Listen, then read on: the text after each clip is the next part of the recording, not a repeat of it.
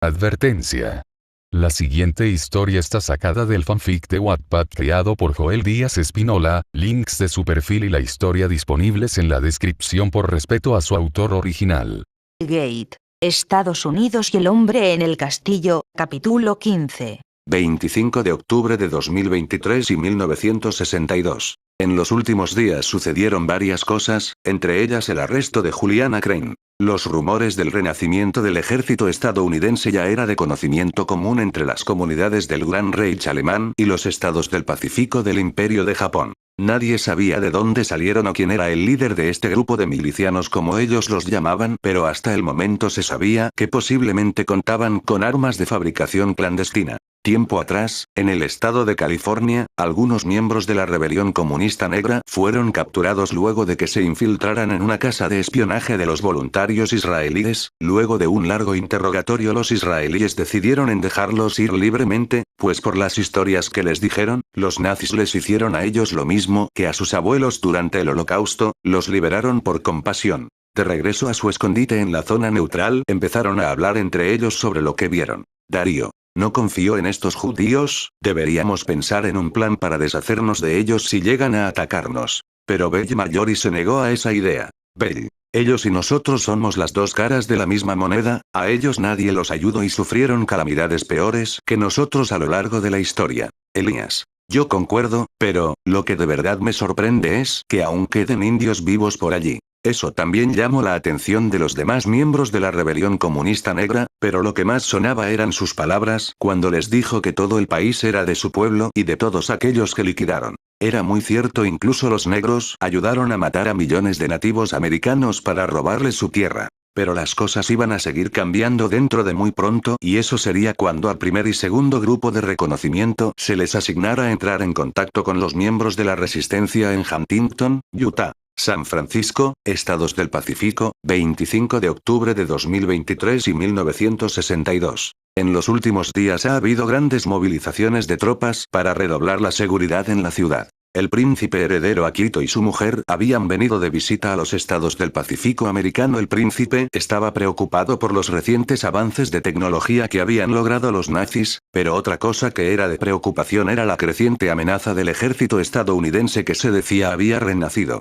Si esto seguía, la posibilidad de otra guerra mundial era cada vez mayor tras la muerte de Hitler. En otra escena, el ministro de Comercio Tagomi se reúne con un científico nazi llamado Wegner, quien estaba para cerrar un acuerdo que podría tener un enorme impacto en la historia mundial. Resultaba ser que Wegner tenía en su poder la clave para crear la bomba atómica que los alemanes poseían, pero que los japoneses no. Wegner estaba dispuesto a compartir esta valiosa información con el ministro de Ciencia japonés para que Japón pudiera avanzar y esté preparado ante una posible guerra. El ministro de Comercio Tagomi le pide a Wegner que le dé los planos al ministro de Ciencias el día del discurso del príncipe heredero, porque es ahí cuando todos estarán distraídos. Más tarde ese día, el príncipe heredero y la princesa van a reunirse con el embajador nazi para discutir sobre el discurso que el príncipe heredero pronunciara ante toda la multitud de los residentes de San Francisco. El embajador nazi sugirió que cancelen el discurso porque podrían no ser seguro, pero el joven futuro monarca confía en el inspector Kido y en sus hombres para mantenerlo en completa seguridad.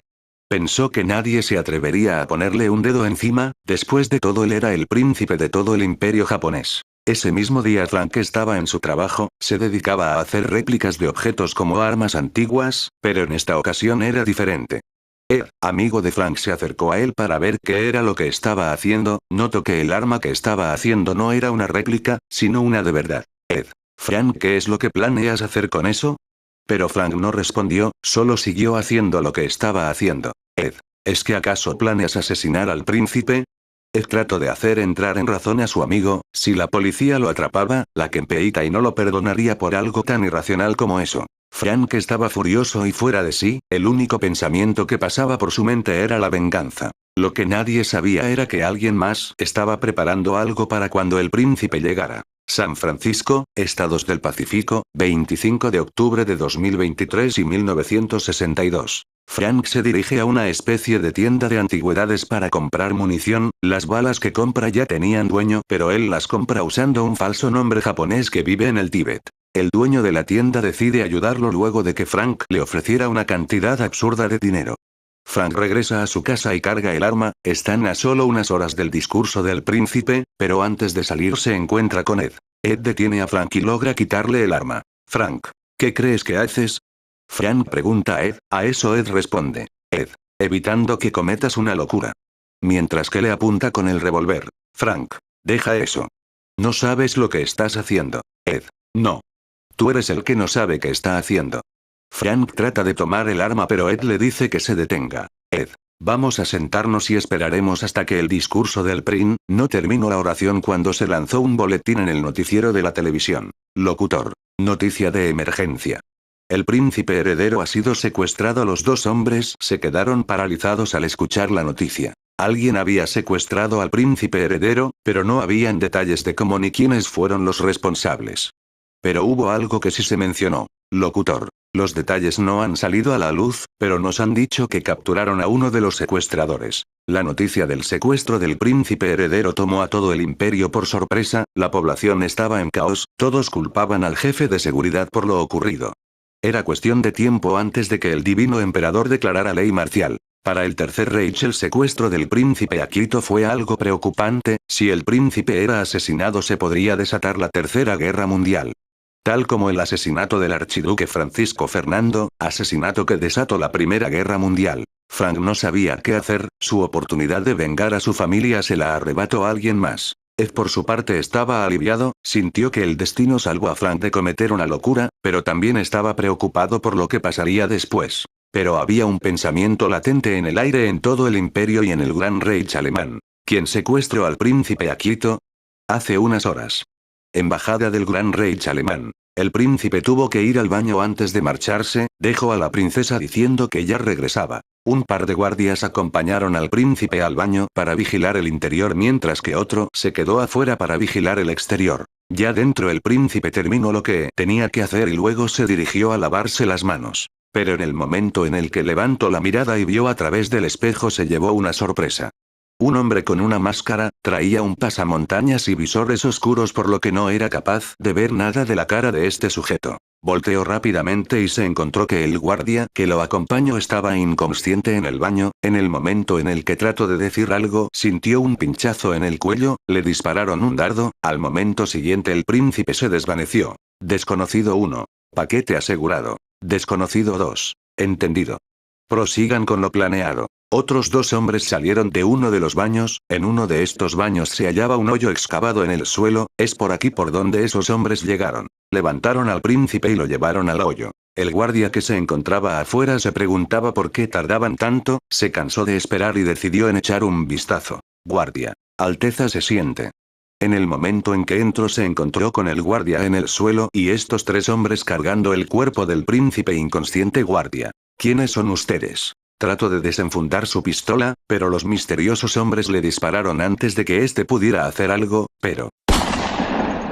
El guardia logró hacer un disparo antes de caer muerto al suelo. El disparo se escuchó en todo el piso del edificio. Los guardias, los oficiales y toda la seguridad que se hallaba en el edificio reaccionaron de inmediato. Todo hombre armado salió corriendo en dirección de donde provino el disparo. El primero en llegar fue el inspector Kido junto a un par de guardaespaldas de la Guardia Imperial. Uno de los guardias se adelantó y entró al baño con una pistola en mano, pero en el momento en el que cruzó la puerta fue recibido por una ráfaga de balas, disparada desde un arma con silenciador, un MP5 silenciado. Kido y el guardia que no entró se refugiaron detrás de la pared y dispararon apenas asomándose por la entrada. Unos uniformados con el atuendo del ejército de las SS llegaron con STG-44 y abrieron fuego contra quien estuviese en el baño. El tiroteo se cobró la vida de otros dos guardias del príncipe y de uno de los SS. Luego de que los disparos se detuvieran los oficiales del Kempeitai junto con el inspector Kido, descubrieron que el hombre que disparaba murió a consecuencia de múltiples impactos de balas. Eran dos hombres los que estaban en el suelo, para suerte de todos el otro aún estaba vivo, este fue herido por el disparo del guardia del príncipe cuando este los descubrió. También encontraron el túnel por donde se llevaron al príncipe. Algunos oficiales del Kempeitai se metieron para atrapar a los responsables, pero al entrar se dieron cuenta de la magnitud de todos los túneles que había por debajo de la embajada. Había túneles para cada habitación a lo largo de toda la planta baja, incluso si el príncipe no venía al baño tenían planeado secuestrarlo en algún otro cuarto. Pero esto era demasiado complejo, ¿cómo sabían en dónde iba a estar el príncipe heredero? Los policías del Kempeitai se acercaron al sobreviviente para preguntarle a dónde llevaron al príncipe. Pero este no dijo nada en lo absoluto. Los japoneses lo quisieron matar, pero Kido los detuvo, necesitaban respuestas. Kido, contesta. ¿Quién eres y quién te envió? Por un rato no dijo nada, hasta que se quitó la máscara y dijo en japonés. Oi Ogata. Mi nombre es Oi Ogata y soy un creyente de la justicia y que tiene la esperanza de que este mundo mejorara para bien. Nadie podía creer lo que estaba ante sus ojos, ni siquiera los nazis. Un hijo de la Tierra del Sol naciente era el responsable de esto. Kido inmediatamente le quitó el pasamontañas al otro y descubrió que también era un hombre de ascendencia japonesa. Guardia imperial. Eres un bastardo traidor, dijo uno de los guardias imperiales mientras le daba un golpe a Ogata con la culata de su rifle. Otro guardia sacó su pistola y le apuntó a la cabeza. Oficial imperial. El castigo por traición es la muerte. Kido. Detente. ¡No! No lo mates. Kido lo detuvo antes de que lo matara oficial imperial. Pero señor, él es un traidor, debe ser castigado. Kido. Necesitamos interrogarlo para saber a dónde se llevaron a su Alteza. El problema con esto era que no podía hacerlo público, sería un escándalo si se llegara a descubrir que los propios japoneses armaron un complot contra su propia monarquía. Ogata sería llevado e interrogado en una celda japonesa. Kido supuso que la razón del por qué sabían de dónde estaría el príncipe fue porque alguien de adentro les informó, empezó a sospechar de los compañeros y de cada miembro de la Guardia Real de que pudiera ser un traidor. Kido recordó las palabras de Ogata en una de sus investigaciones. Ogata. Ya no puedes buscar atajos para seguir escalando en el poder, ahora que son tus hermanos los responsables, ya no podrás acabar con toda su familia sin que se haya hecho una investigación profunda a diferencia de los que no son de nuestra ascendencia. Por más que buscara parientes no encontró a ninguno, era como si esta persona no existiera, o no tuviera una familia, o fuera alguna clase de huérfano, o incluso que su familia lo abandonara porque no lo querían. En los túneles encontraron marcas de neumáticos, lo que significaba que se llevaron al príncipe en un vehículo, posiblemente una motocicleta. El túnel terminaba en una especie de túnel de tren subterráneo abandonado, siguieron el túnel y lograron encontrar las motocicletas junto a unas escaleras que llevaban a una calle estrecha y donde terminaba el rastro. Creyeron que dejaron las motos para pasar a otro vehículo, como un automóvil o un camión. El punto era que la investigación ya no sería tan fácil como acusar a los judíos o algún residente americano, ahora los culpables eran posibles insurgentes que bien podían planear un golpe de estado o algo peor. Esta información se mantuvo en secreto por temor a que pudiera causar un alboroto en la multitud. Mientras tanto, un grupo de comandos estadounidenses se dirigía a la zona neutral con el príncipe dentro de un saco oculto en una cajuela.